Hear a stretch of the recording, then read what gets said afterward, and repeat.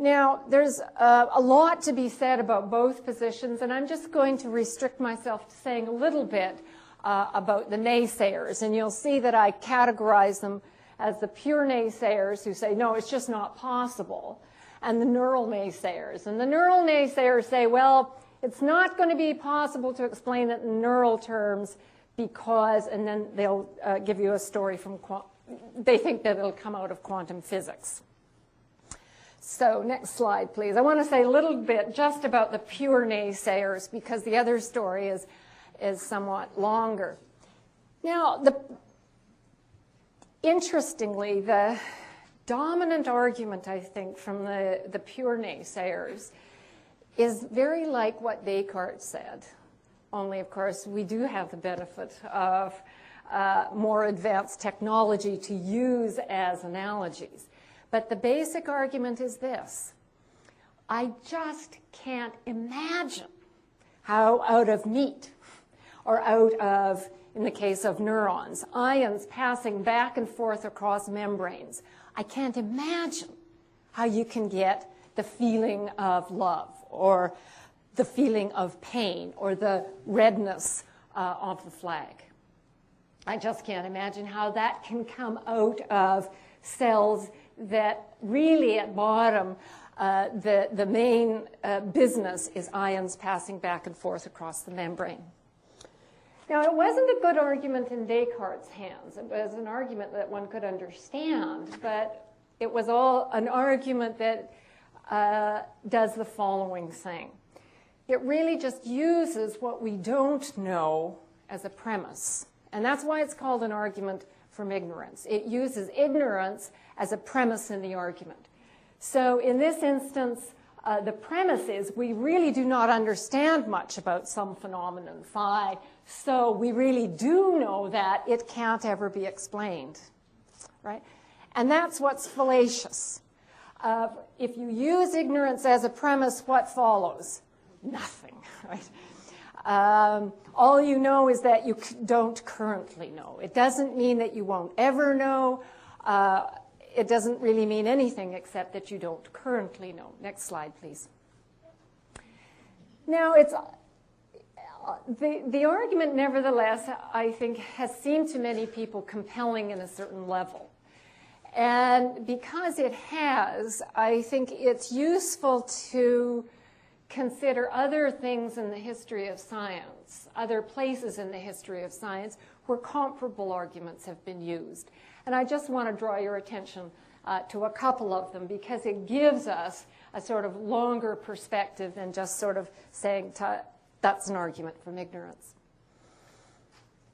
Until, about the mid-1950s or 1960s, it was very often claimed that you could never explain what it was for something to be alive in terms of mere dead molecules. How, it was asked, could you possibly get the livingness of life itself simply out of putting a bunch of dead molecules together? And of course, now we know that, how that can be done. The story is not a simple story, and to tell that story, you have to tell a long story in biology, and you have to talk about cells and membranes and mitochondria and ribosomes and so on and so forth. It's a long story, but it is a story we do now understand what it is for something to be alive.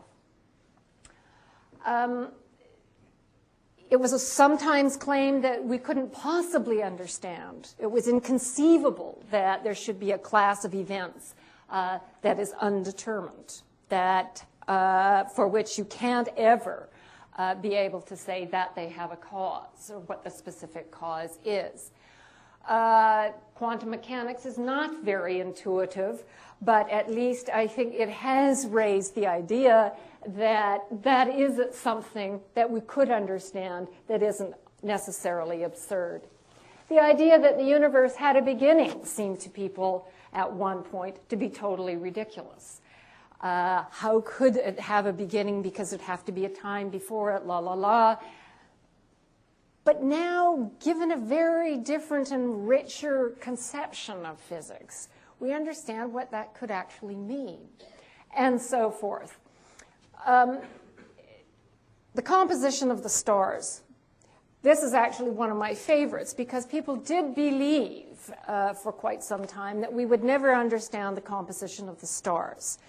Now, the idea that it was unimaginable to understand the composition of the stars is really based on technological incapacity.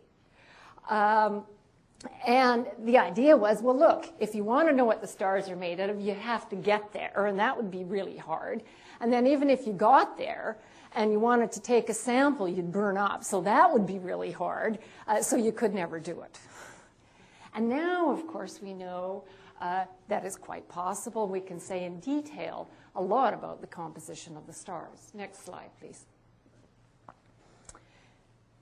Why did it take so long for brain science to really come into its own? Why is it that this is now sort of the science of the 21st century, the science of the latter part of the latter part of the 20th century? And I think part of the answer really does have to do with the difficulty of the tissue itself, and the fact that it's made up, I mean, in the case of the human brain, there's approximately 10 to the 12 neurons. And neurons are very, very tiny. And when you look at a brain, it doesn't look like anything very much. It rots very easily. To identify a single cell in it, you have to develop special kinds of dyes. Next slide. And for example, the neurons are packed tremendously densely. So how are you going to see what the shape and form of the thing is? And even to know that it's going to have long tails and bushy dendrites and so forth, you have to have very special staining techniques. And in this case, for example, this is from the brain of a fly. We can see that there is a single neuron that projects in this highly regular way. But you couldn't possibly do that without having the right kinds of techniques. Most profoundly, I suppose, it required electronics, modern electronics, so that you could record from cells and so that you could stimulate cells. And in the absence of that, it was really not possible. Now, contrast, for example, Galileo, who was able to make really an earth-shaking observation using a very crude telescope. He saw the moons of Jupiter. And that meant that, contrary to theological dogma, it was not the case that the universe had been completely and thoroughly described in the Bible. And that perhaps the universe was not, after all, perfect and consisted of crystalline spheres once you got beyond the range of the Earth. And other sciences, too, I think, were able to make progress with relatively simple tools. But in neuroscience really does depend on very advanced chemistry, very advanced physics, and certainly on very advanced biology. And the next major steps in neuroscience, I think, are going to depend in many ways on the tremendous progress in molecular biology. We'll be able to use many of the devices and tools of molecular biology to extend our understanding of the nervous system. Next slide. Next slide. I don't think we need to go into that. The nervous system consists of a number of levels of organization, and even now we're not really sure how many levels of organization there are. But it's important in this diagram to see that we've organized this sort of crudely according to spatial scale, but it gives you a feel for the systematicity at the level of the whole nervous system, and then with parts of the nervous system, such as the visual system, the motor system, and so on. And within those regions, there are also specialized areas, mapped areas. And within those areas, there are networks of neurons that we think do the computing, and probably there are microcircuits and macrocircuits and so forth.